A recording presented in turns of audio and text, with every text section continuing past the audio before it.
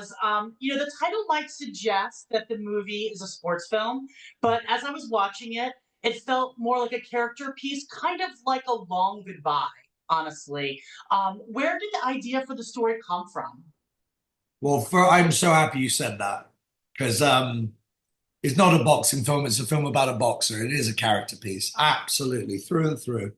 Um, I I think this the seed was planted back when I was working with Michael on Boardwalk Empire about 10 years ago when I used to watch him punching a sandbag in between takes and going off to the boxing gym. But I watched a documentary short, a 15-minute documentary short. The first thing Stanley Kubrick did was just followed a boxer, Walter Cartier, on the day of a prize fight. Very simple, very simple. Nothing really happens. Sees his twin brother, plays with his dog, goes to the fight. It's as simple a story as possible. And I said, well, actually, the films I loved as a kid and the films I loved that made me want to be a filmmaker growing up were always quite simple in story, but complex in character. And that's what drew me to them was the relationships that were forged and that we became on the ride of that single character, anchored by usually a wonderful performance, somebody who takes us on this journey with us. And that's what this was to me. It was, when I did conceive the actual idea of what the film was, I couldn't imagine anybody but Michael in this part. It's like I heard his voice as I was writing every word. It's funny how you can feel so inspired by a character. And I also like that it's a character that I want to love. Yeah. Somebody who's done bad things in their life, but actually ostensibly are good. They are a good person. And I think there's a lot more of that needed in the world right now, where it's like, you're good, you're bad, you're this, you're that, whatever it is. And I'm like, well, there are these paths of redemption. There are paths for forgiveness. And I wanted like the people that matter most to us in our lives are much more willing to forgive than we might expect if we are good, if our heart and our soul is pure and true in that way, in that aspect. I wanted to make a film about love and about relationships that, we don't have to be at odds. We can make amends and we can come together. Yeah, and it definitely felt like it stayed in the gray area of humanity versus black and white. You're right. He did some bad things. He's on a road to redemption. And Yeah. it's a human piece. It really is. You mentioned that Michael was perfect for the role, for the lead role as Mikey, but you brought some other Boardwalk Empire co-stars to the cast. Yeah. Was that organic, or did you always plan on kind of working with familiar actors?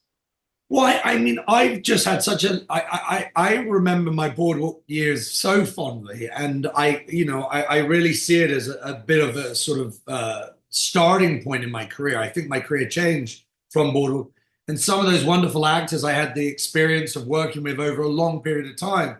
So, like Michael, I forged a much deeper relationship with them than just like going off and making a movie. I actually had something very personal to say. So when I was thinking of certain characters, it's usually people that speak to me, that I can hear their voice or I can see them doing the part. And some reason that's why Steve's in there, Anatol's in there.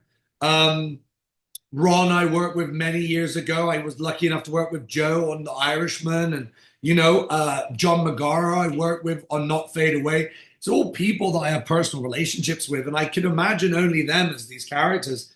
Thank God they said yes, because Well, I couldn't Joe imagine it Pesci, without them. I what know. a fantastic get to get him was Right? fantastic. He's an Right. award-winning actor. Everyone loves him. He delivers this chillingly powerful performance in the film.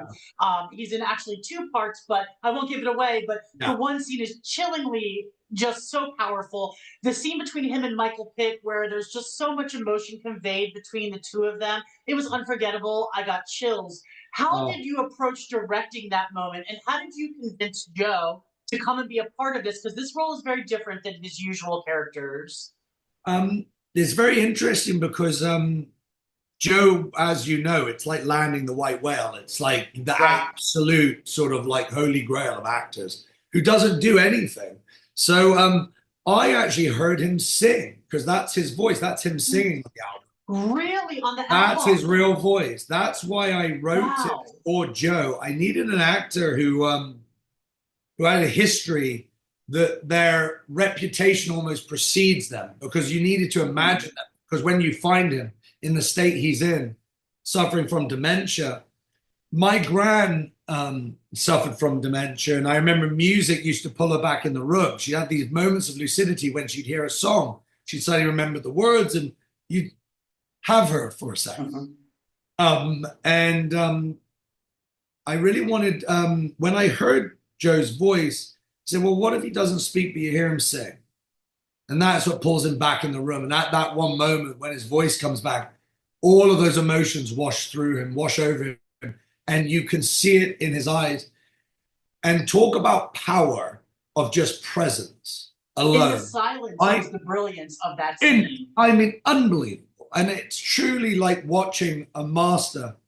And you could only have an actor with the caliber of Joe Pesci take on something like that, so monumental, because it feels, and obviously, as you said, there's another part which works so well, and that was very much working with Joe that we sort of developed that together.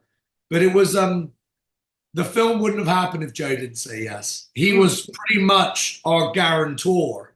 Oh, wow. If we got Joe, then we had a movie, because I think they were like, well, they're never going to get Joe, and we got Joe. So And that's it was just like I saw him on the credits and I was like, wow, this is going to be great. I was so shocked by the role and really touched by that scene.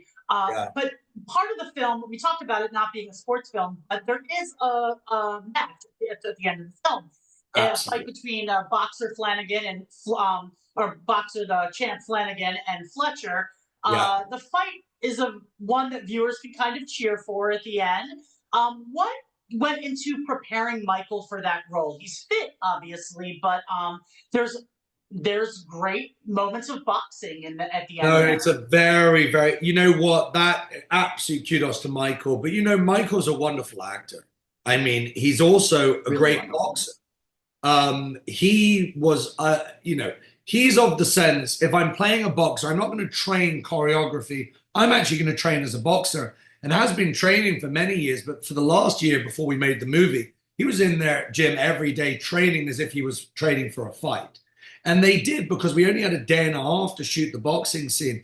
I said I wanted to make a film that has a boxing match that don't actually need the boxing match.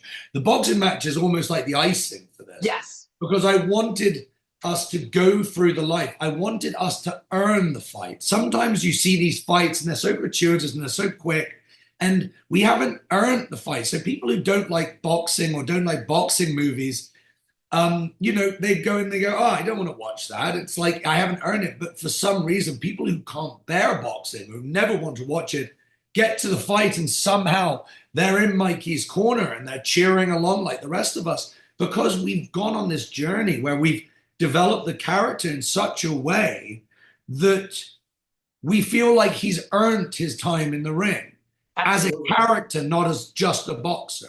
As And Mike, I'd as a say, viewer, you have as a viewer. trepidation for him, Yes, just yes. like he does. You know, you feel You like you you went feel through it. I that want you to with him. feel the fight, feel it inside, because it's the beauty of Michael is Day of the Fight is the sort of metaphor for he's fighting for everything else, not the title. It's a day he's fighting for everything in his life, least of which being in the ring, it being Yeah. the title ring. He's been fighting for everything, so it's fun that. Yeah, I really enjoyed the film. I think you're releasing it at the perfect time. Everyone's talking about Oscar buzz right now, you know. So I hope that you catch critics' attention because Oh, I it's a hope fantastic so. film. It's shot beautifully. I Oh mean, yeah, Peter it just Simon. looks Yeah. so beautiful. So fans, you should check out Jack's film, Day of the Fight. It comes out December 6th. Make sure you check it out. It is worth it. Please, please. Thank you so much, Kelly. Thank you so much. It's been a pleasure.